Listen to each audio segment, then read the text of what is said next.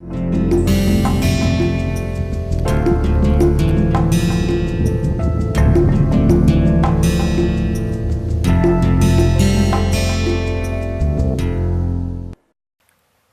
from the previous lecture, our discussion on nucleation rate. In this lecture, we will try to bring in and describe the nucleation rate in a quantitative manner. So, in order to determine the nucleation rate, we need to be concerned about at what rate we would be forming stable nuclei. And what are stable nuclei? Stable nuclei are those which have a size greater than the critical size of the nucleus at a given temperature. In the earlier lecture, I had written that for a given size, the number of nuclei formed per unit volume is given by N0 exponential minus delta GR divided by KT. In order to estimate the number of nuclei of critical size that will be formed per unit volume, so would be given by an analogous equation. So, number of nuclei formed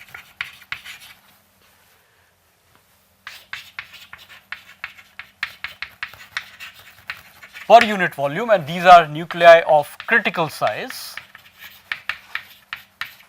Critical size R star, that I will write as N star, which is related to N0, the potential site where a nuclei can form in a unit volume, multiplied by exponential, and instead of having delta GR, I will replace this by delta G star, the critical free energy associated with the critical size nucleus, divided by KT. A critical size nucleus, as was told earlier also, is in a state of unstable equilibrium. So, either it can fall back into the liquid, or it can move on by adding some atoms to become a stable solid. So, imagine the following situation, that I have a critical size nucleus that is formed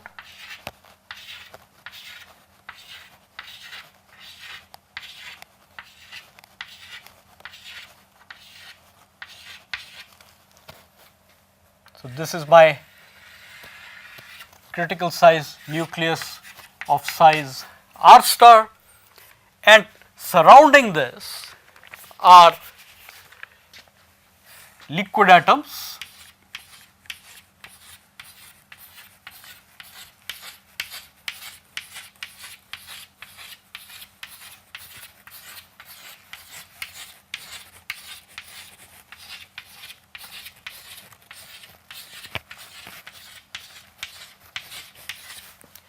and this is the interface between the nucleus and the liquid.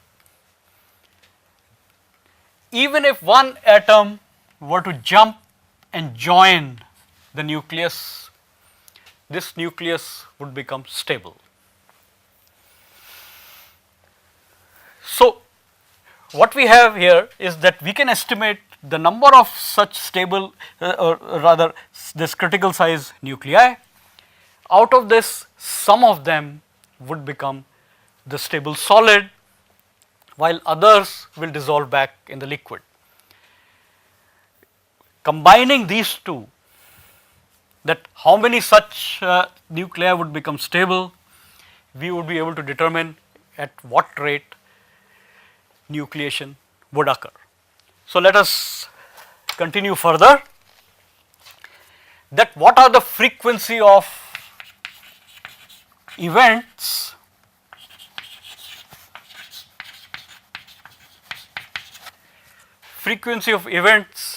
making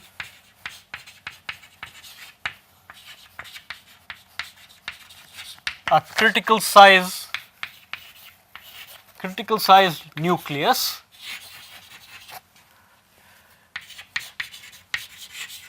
stable. Let that frequency be denoted as nu prime. Nu prime, and let me write down a relationship for nu prime first. Ns times nu times exponential minus delta Gd divided by Kt, and let me explain the individual terms. Nu prime is the frequency of events which will lead to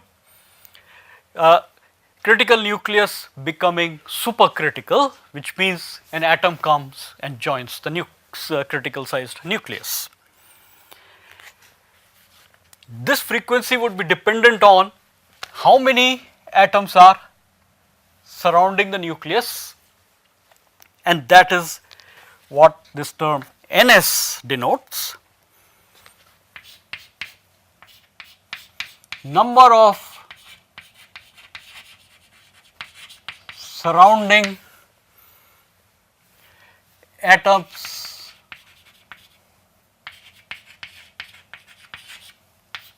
around the critical size nucleus.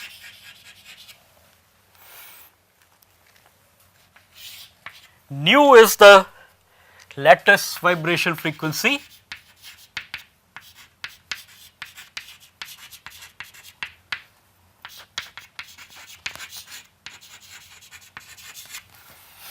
The atoms are constantly vibrating, and this frequency can be kept, can be assumed to be of a fixed value, which is 10 to power 13 per second. If I look at delta Gd, this is the activation barrier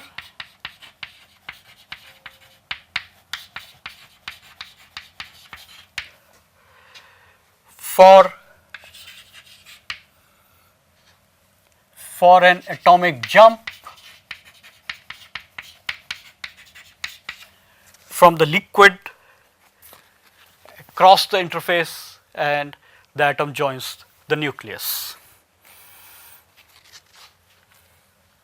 This is like a similar barrier that we have, which is delta G star for formation of a stable nucleus. This is another barrier that is present. And then there is one more term, that not all jumps are going to be successful. For example, an H2O molecule jumps, but let us say if it is not of the right orientation, then it will not be able to join the nucleus and that jump would be unsuccessful. So therefore, there is a certain probability of success of the jump that is denoted as P, and which we will call it as the adsorption probability.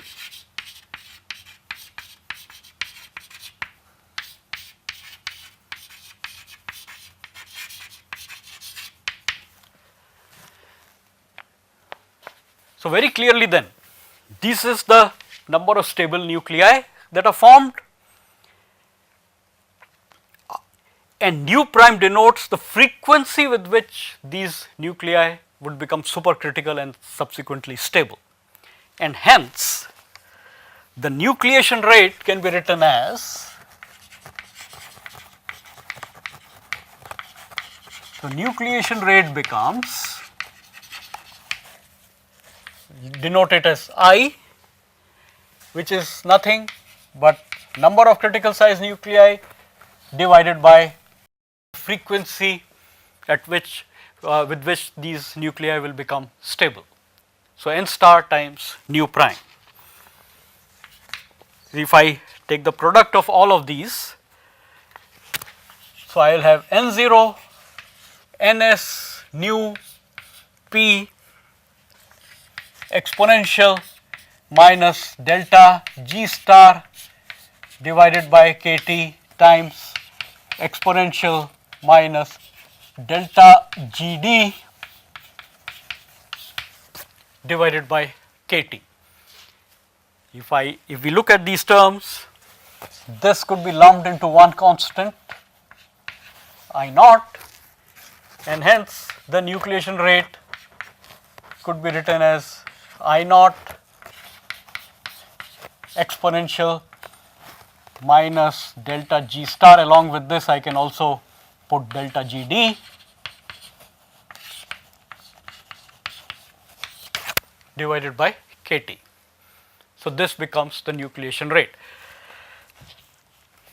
but we have to have some estimates for the various terms involved, then only we would be able to estimate what is the rate of nucleation for a given system at a given temperature. So, let us first look at delta GD, which is the activation barrier for a liquid atom to jump across the interface and join the nucleus.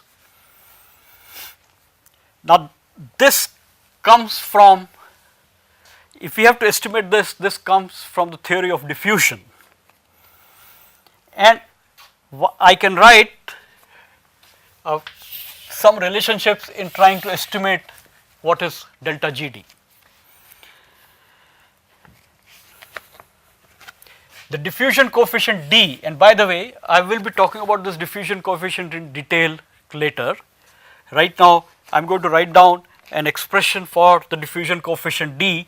This is diffusion of atoms or molecules in a liquid, but this equation is equally well true for solids as well, which is the lattice vibration multiplied by lambda square, where lambda is what is a jump distance for an atom or a molecule to go from the liquid to the solid in this case, times exponential minus delta GD divided by KT. So, if higher the delta GD means smaller is going to be the diffusion coefficient, or more difficult it is for diffusion to take place. And there is another relationship for D, which comes from what is called as the Stokes-Einstein equation, and which is that D is equal to KT divided by 3 pi lambda eta. This is what is called as the Stokes-Einstein equation, where lambda again is a jump distance and this is the viscosity of the liquid.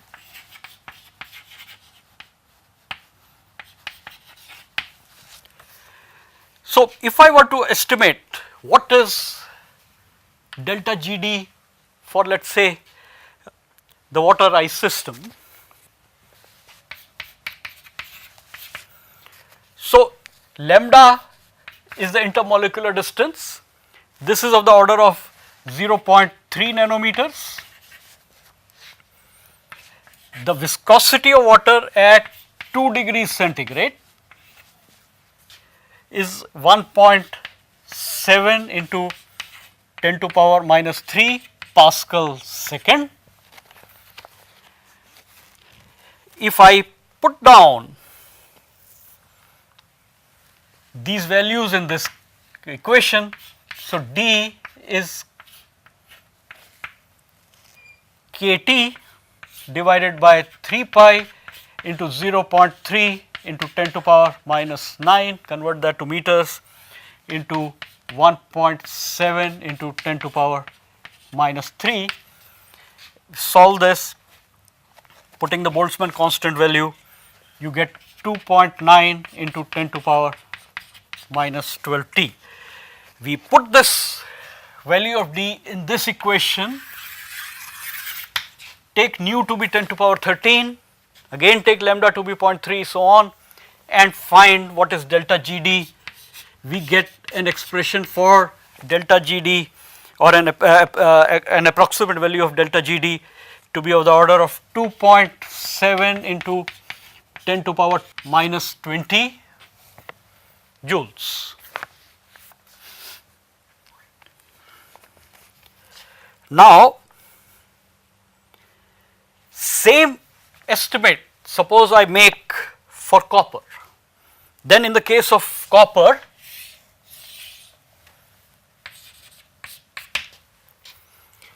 lambda is of the order of 0.15 nanometers, viscosity measured at the melting point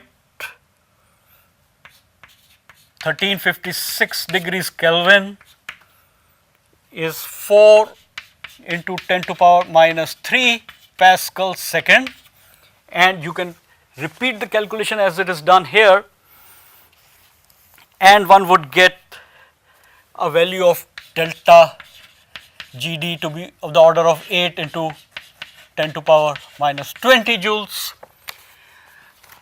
In fact, if we do this calculation for different metals,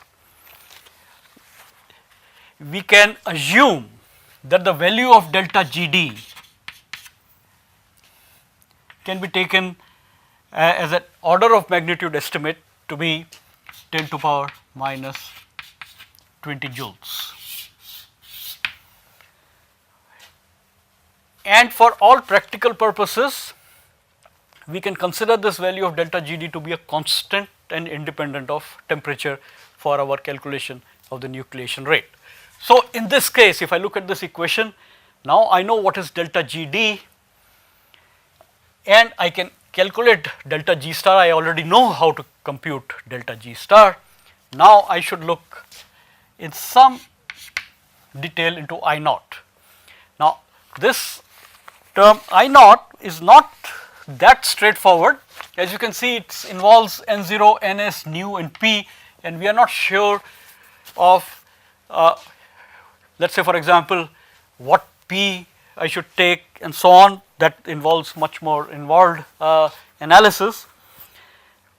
But if you consider in the previous lecture, N0 was of the order of 10 to power 28 or 10 to power 29.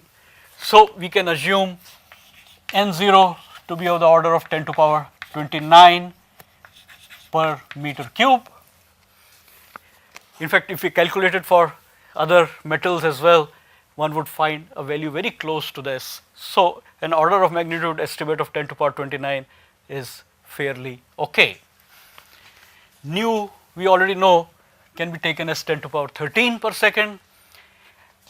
If I take all of these terms together, I can estimate, or a good enough estimate for I naught is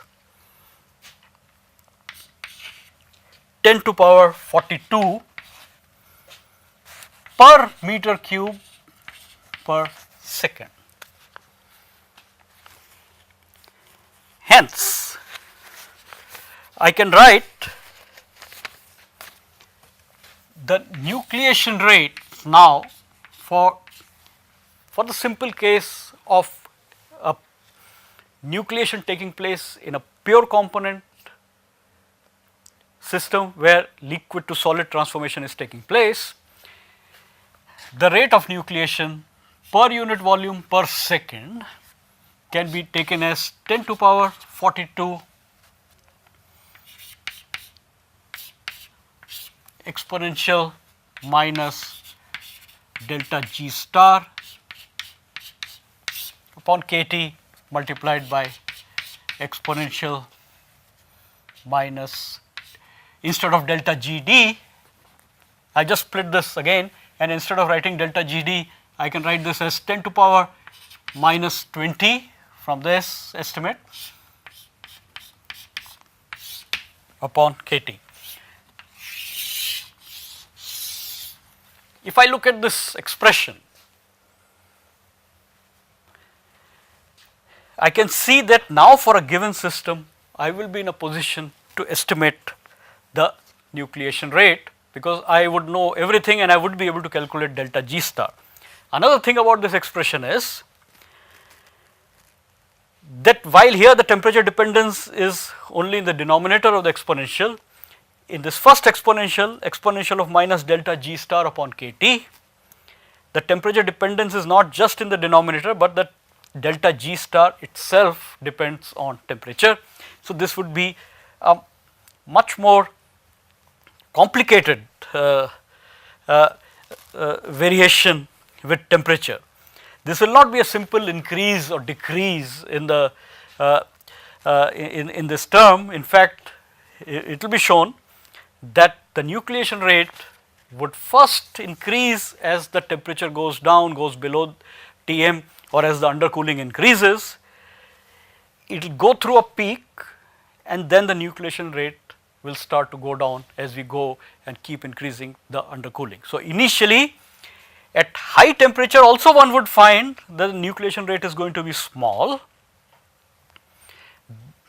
because at high temperature delta G star is going to be large, and since it is in the exponential, this value would become quite small, making the nucleation rate low, and then the nucleation rate will increase, reach a peak, but then as the temperature keeps going up, then again one will find that the nucleation rate goes down. So, as that we will see in the next lecture. The next lecture will start from where we ended here, and we will then try and analyze this equation on specific system. Again we will take the example of nucleation of ice and water as the example, and look at how the nucleation rate changes in that case. We will determine what is called as the critical undercooling that is required before homogeneous nucleation can actually take place, and we will look at what kind of an undercooling is required, let us say, for nucleation of ice homogeneously in water. With this I close this lecture. Thank you.